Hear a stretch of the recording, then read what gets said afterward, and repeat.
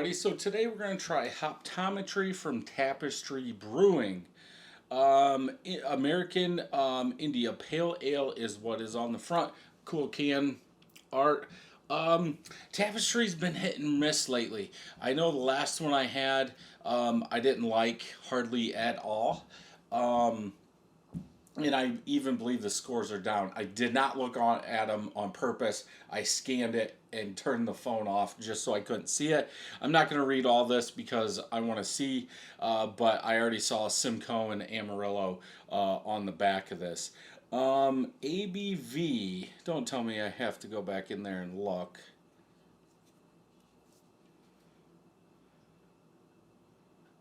There is no ABV on the can. Dang it. I'm going to try not to look because I don't want to see. 6.1%, 58 IBUs. Excuse me.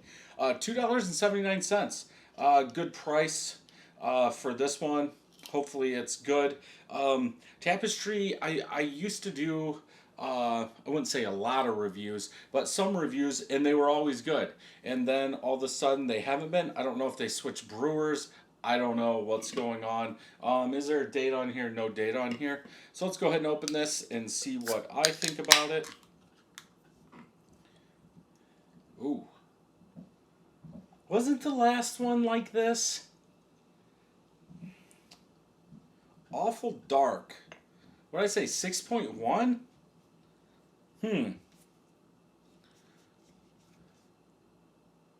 Yeah, I don't want to read that. Okay.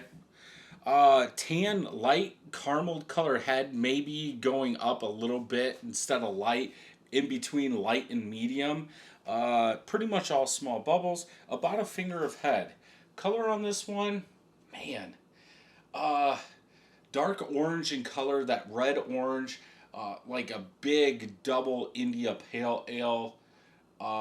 Pretty cloudy. I would say medium haze on this one. There you go. Uh, yeah, it's just weird. I'm not saying it can't be done, but you don't see a lot of India Pale Ales, American IPAs, this color. At least I don't. Maybe there's a ton of them out there, but it looks awful dark for a IPA, not a double IPA, an IPA. Well, let's go ahead and smell.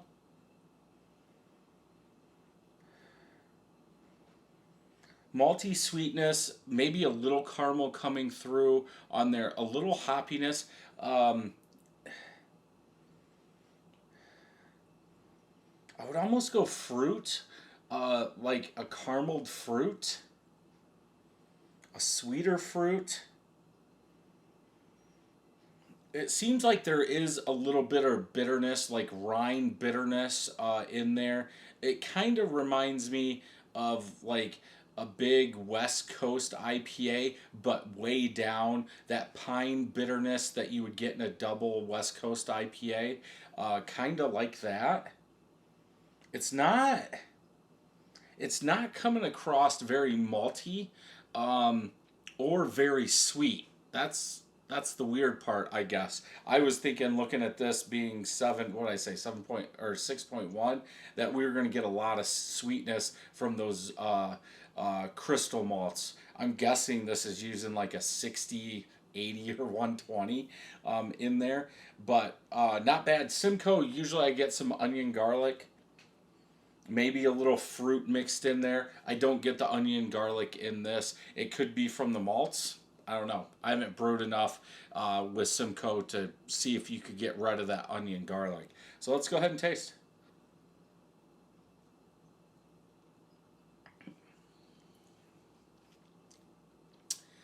That that mm, kind of tinny.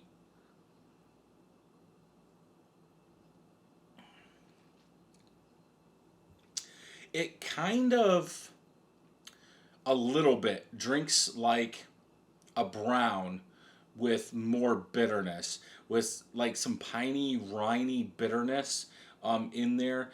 A sweeter, light caramel, maybe a touch of toffee, maltiness up front. Um, yeah, weird.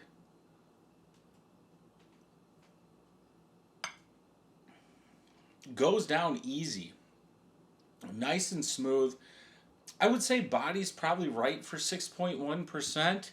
Um, for an American IPA, I don't think, at least my palate matches what I think American IPA should be. Um, with that, like light caramel, and then you get like that citrus rind bitterness in the back. Not very high. I think there's the sweetness is overpowering that bitterness, so it's cutting that bitterness. But in the aftertaste, I think that bitterness does come through more than the sweetness. But I still get like that light brown. I don't want to say nuttiness, but that light toffee caramel. I still get that in the aftertaste as the palate warms up.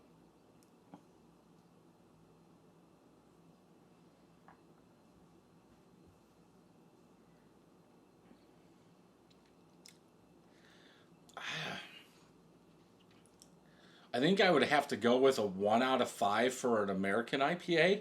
I like browns. This isn't bad, but the bitterness, if it was a brown, I think is too high.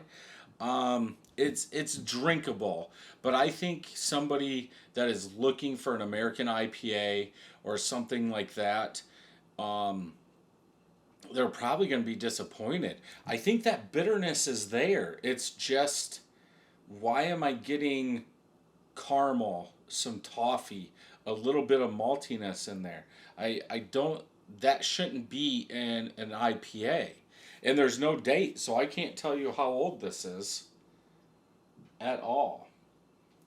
Best enjoyed fresh, but how do you know how fresh it is if you're not going to put dates on there?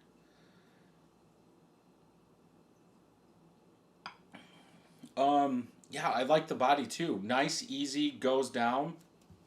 Um, I'm gonna have to go with a 2.5 out of 5. It's not a drain pour. It's definitely one I would drink because it's open, but I don't. It, in my opinion, it doesn't match what it should.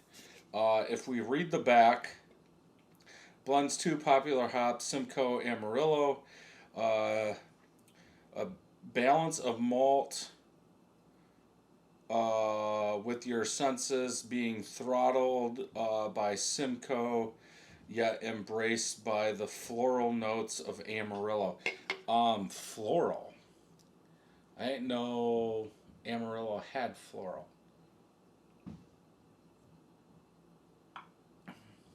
Isn't Amarillo? No, that's a Zaka. Um, I don't get floral.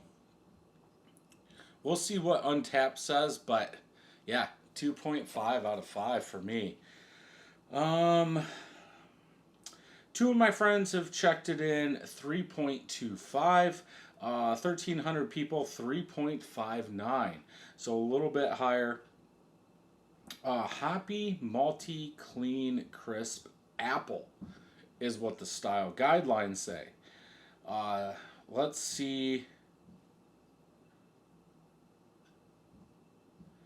Um, I guess I'm gonna have to check everybody. I'm getting, even in the aftertaste as I'm talking, I'm getting more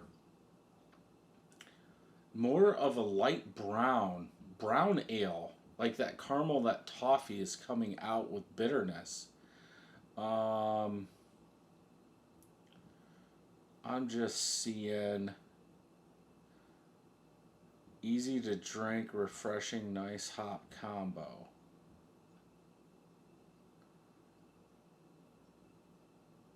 A piney, malty tasting American IPA.